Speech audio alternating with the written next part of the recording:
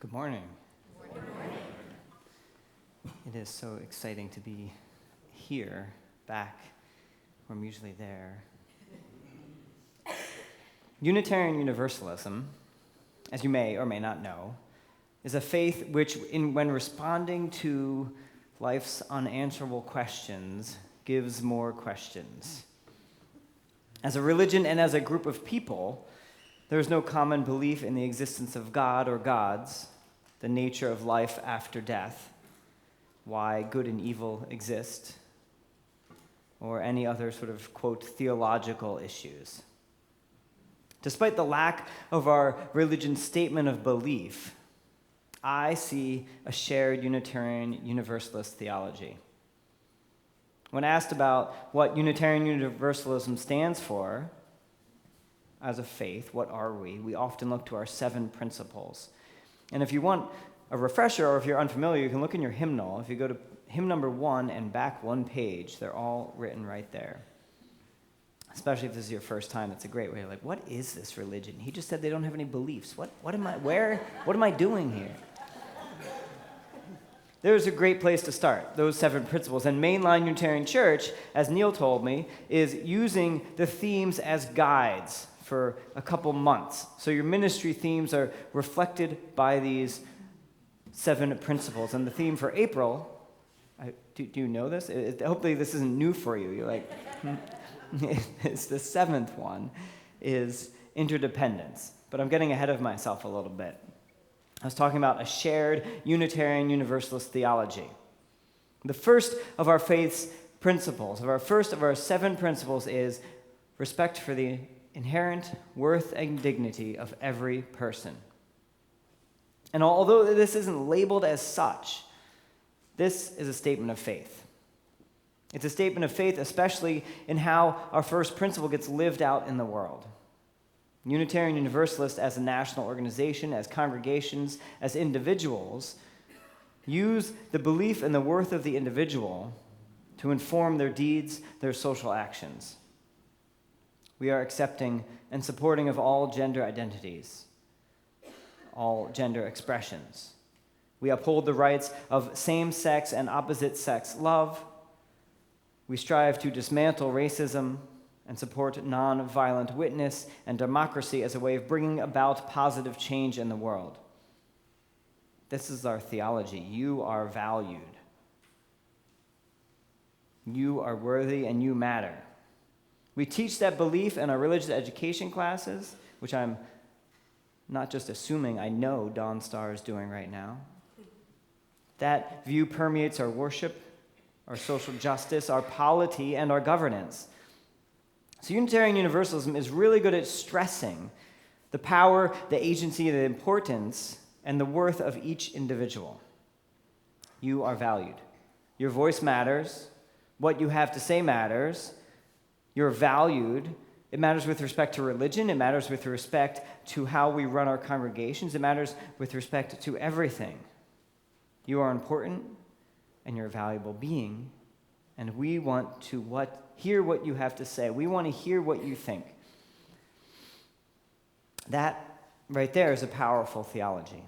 The theology that there is value in every person. The inherent worth and dignity of every person means that each one of us is important. Each one of us is holy. This is theology at a very personal level, albeit without the theological language. We may never say that we have a shared theology, that we have a shared statement of belief. And I know that even in saying that, some of you may be cringing. It's like, shared statement of belief, a shared theology. And I know that some of us might show more offense than agreement to that, which is okay. That's okay to do here. I grew up here at Mainline, as Terry said, and I know firsthand some of the difficulties that we can have individually and organizationally with theological language. The minister I grew up with, Brad, whom I know by his first name without any titles, without reverend, he gave discourses in the main meeting room, which is a bit different from a pastor preaching a sermon in the sanctuary, right? It's the same thing, but the words are just a little bit different. It's not universal, but there is a somewhat pervasive sort of reluctance at certain religious terms. And this reluctance, this sort of offense sometimes at theological language is where I actually start with a little bit of a criticism of our faith. So I hope you can deal with me here. Our communal focus is so much on the individuality and personal worth that sometimes we cater to unhealthy people. Because each person is important and is valued, it becomes very hard to hold each other accountable in love. Entitlement flourishes. It becomes the norm to tiptoe through every action, tiptoe through every discussion.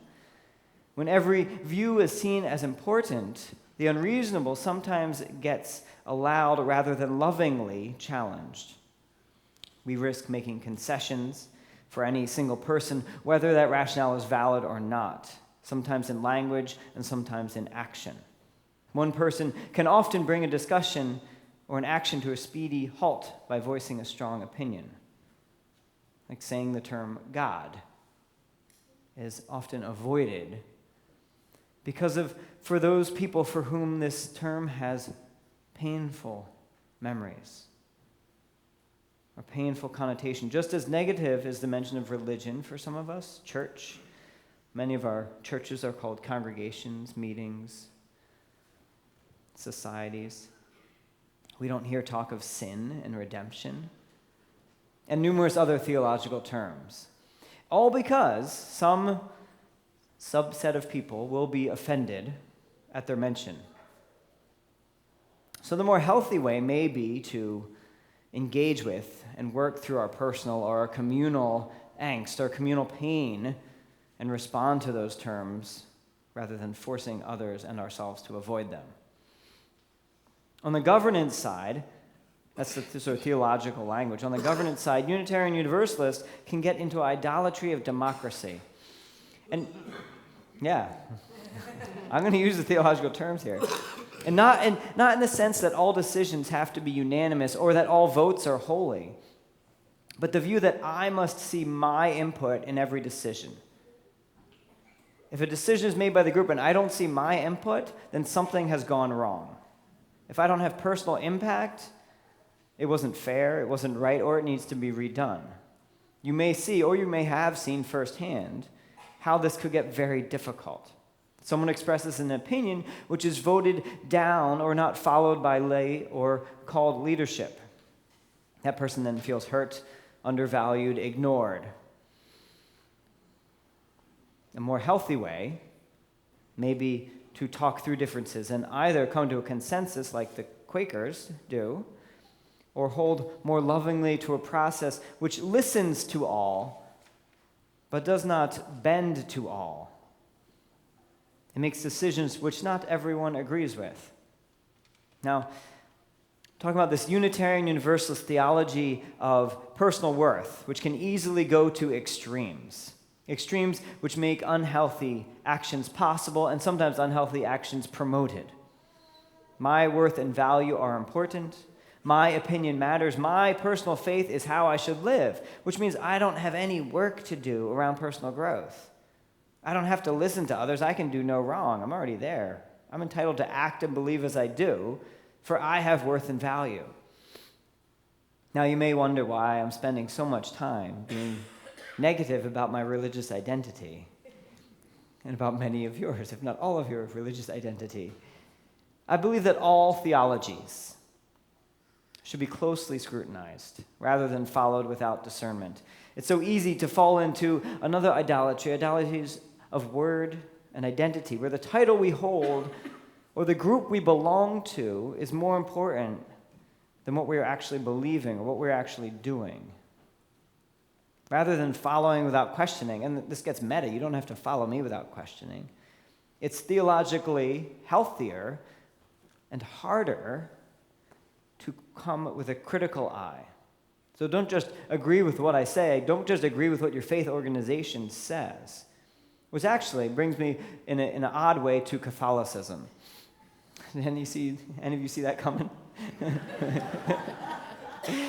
Unitarian Universalism shares, we're going to do some history here too, shares our Protestant siblings' faith history in a reaction to Catholicism, reaction to the when Catholic was actually the one church, and especially reaction against the Calvinist view of original sin and predestination. For some of us, this is an actually individual as well as communal reaction that we have come from Catholicism and found Unitarian Universalism. Catholicism is heavy on sin and confession. All of humanity is born into sin. We are all sinners, stemming from the big F fall in the Garden of Eden, where the first ever humans turned away from and disobeyed their Creator God. There's nothing you can do. You are faulty and disgraced because of what your ancestors did, and moreover, because of what you think and what you do. Jesus was crucified in order to make up for your wrongdoings, and only God can take away the stain of sin through confession and repentance. Now, please keep in mind that I only have an outsider's view of Catholicism. So take what I'm saying with a grain of salt. Now, that being said, what I see in the faith and hear from present and past adherents is that the stress on sin and unworthiness can be a harmful theology.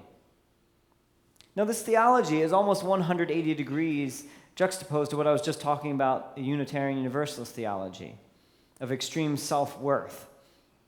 The Catholic theology is that humankind in general, and you specifically, I specifically, of the unworthiness, then becomes easier to feel wrong, to feel guilty. Tell yourself you're a sinner often enough, and you will internalize that. You will believe it. Now, I know I am being very hard on these two faiths. The fact is that I think there are two great theologies. There are two great theologies, Unitarian Universalism and Catholicism, but they've been taken to extremes. They've been taken too far. Unitarian Universalists have it correct. We have worth and dignity just because we are human. Catholics have it correct. We are sinners just because we are human. The problem is that both of these religions take these views to extremes. Catholicism is too heavy on sin and results in shame. Unitarian Universalism is too heavy on self-worth and results in selfish entitlement. A healthier path might be to walk the center line, to see the truths and the pitfalls of both of these beliefs. It's possible to walk in the center, to acknowledge both realities and walk the middle path, as the Buddhists would say. For the truth is that we all mess up. We all fall short, whether intentionally or unintentionally. And the truth is that we always have value, too. We are always loved. We are always worthy of being loved. Both Catholicism and Unitarian Universalism have it correct, but we need to listen to each other and get together maybe more, temper our emphases. Now, today,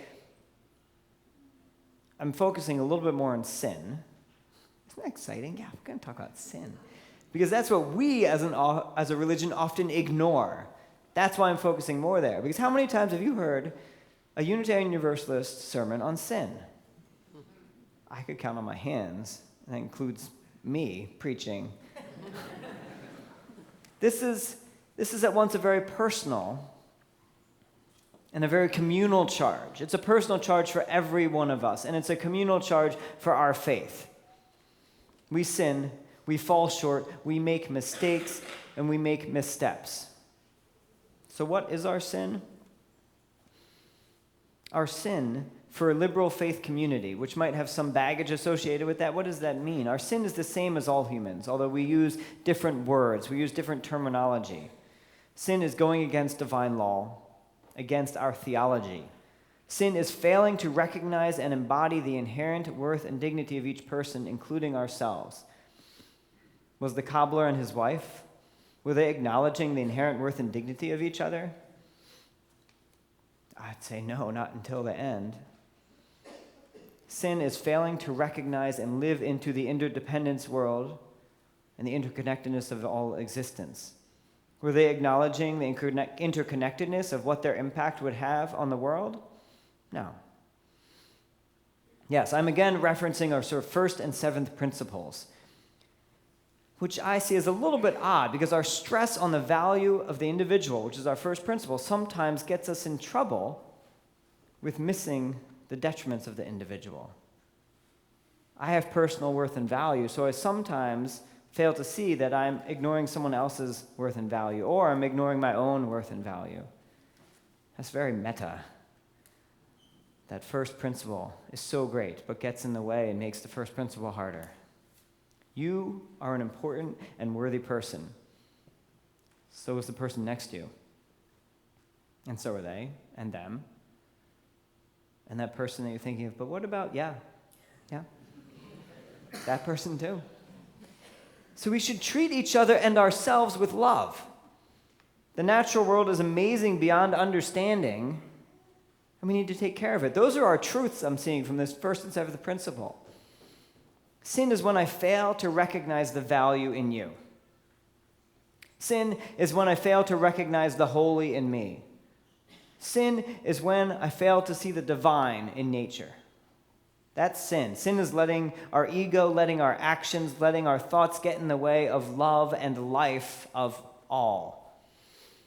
The reading today was about a waterfall from a Buddhist perspective, the perspective that we are all one drop in the large life, moving from the top to the bottom.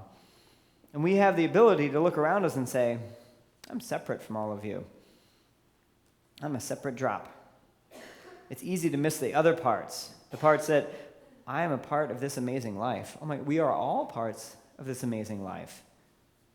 I am holy and amazing. You are holy and amazing. You come from the unknown and will go into the unknown just as all of us will. Wow. We're all on this amazing, rocky, beautiful, difficult, painful, loving, amazing journey we call life between two unknowns. Our sin is not recognizing our holy nature, not recognizing others' holy nature, not recognizing nature's holy nature, not living into the true worth and the true interdependence of our lives. We fail to see the inherent worth and dignity of those we interact with. We don't always see the divine in the mirror. But don't worry. Don't worry, because just as today's Palm Sunday, that's why the Easter egg hunt was so exciting. It's coming a week early. Just as today, for Christians, are looking toward Easter. Palm Sunday is saying, next week, it's next week. And next week, not just because you got to wear fun hats and do the Easter egg hunt. I mean, that's part of it. But Easter is when there's a promise of redemption. Another word we don't use very much. Redemption as a way out of sin. A way to keep moving forward, a way to respond to our broken human nature. Redemption is possible. I'm telling you this not because Jesus will come back to life next week. That's a discussion we can have later in the fireside room. I'd love to talk with you about it. But because you are holy, redemption is possible. That's the point. You have worth and value. Don't forget that part. You are a sinner. You can be redeemed. So where does this come from? How do I have the audacity to stand here and both damn and bless the entire human race? It's a lot of audacity, right? Especially to damn, because we want to and we're used to hearing that we are valuable and worthy. So how then do I know that we are good and bad? What's my proof? That's right. Yeah. Unitarian Universalists are like, show me your peer-reviewed study, huh? Come on. I don't have that, but the proof that humans are bad and good, the proof that we are evil, sinners, and blessed, loving souls is our potential. I look at humankind through history, through religious text, in national news, in my personal actions, in my inmost being. Human beings have amazing potential for great pain, for evil, and human beings have amazing potential for great healing, for love and good. I can give examples. Humankind created all the wars. We created all the wars, all the racism, all the genocide that has ever happened. That was humans. That was us. Humankind also created all the hospitals, the nonprofits doing good work for the environment, for other people, all the art, all the wonderful music that has ever existed. That's us, that's humans. We are able to hate, to manipulate, to harm ourselves and others. And we are able to love, to support, to heal ourselves and others. This is part of the proof that we are both damned and blessed, that we are both bad and good. We have such amazing potential for great harm, selfishness, hatred, death, potential for great beauty, love, and awe. The potential to create evil, to build up walls, to break down bridges, that is our sin. Conversely, our redemption comes in knowing that we have potential for love, too. Love even to the utmost, to build up bridges, to break down walls. And because this is Palm Sunday, I'll use Jesus as an example again. That and because both of these potentials are spoken so vividly, so poignantly in the story of Jesus. Jesus taught love. Jesus and his followers, both as an individual and as a community, they showed us our loving potential. He spoke to people that the kingdom of love was possible here on earth. What a loving guide we have been shown. Sit down with those who you disagree with. Invite to dinner the beggar on the street, the prostitute, the tax collector, the politician, the unkind, the unclean, the unloved. Love them and acknowledge their wholeness and their humanity. And what other potential do we see?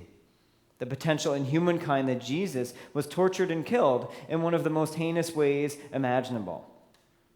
He was whipped, beaten, derided, nailed to a cross, and left to die slowly and painfully. What a hateful guide we have been given. Again, on individual and organizational levels, we have been shown our human potential. Take by force that which you want. Give and receive bribes. Use violence and power to quell anything or anyone that is uncomfortable or disagreeable to you or your system. In Jesus' life and death, we see this stark contrast and the stark reality of our evil and our good natures, our sins, our saviors in this example. Through history, we can see these two realities.